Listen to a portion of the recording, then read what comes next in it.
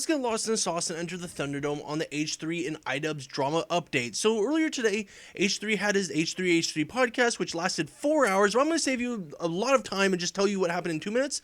But basically, H3 had Anissa and idubbbz's boxing coach on just kind of as a tell-all. And so far, everyone in the H3 community has really liked that podcast episode just pretty well, just because it makes H3 look very good, makes idubbbz look very bad, because they talked about everything from just like idubbbz being mean to idubbbz having body odor to idubbbz just not being a very good person to be around, about him lying about certain donations things and just not really caring about charity. And it turns out before idubbbz's former boxing coach went on the H3 podcast, apparently idubbbz panic texted him talking about how oh, we can fix this if there's any ill will, how we ended, oh, we can fix this. And just that just looks even worse in idubbbz's situation, just because that just proves that there has been something that went on between the two. And a lot of people are saying no matter how you look at this situation, if you're on idubbbz's side or H3 side, it probably would have been best if idubbbz didn't do the content cop just in general, if he would just never touch this drama. And going back to the point about how this podcast made H3 look good and idubbbz look bad, mainly because H3 was actually listening to what the boxing coach had to say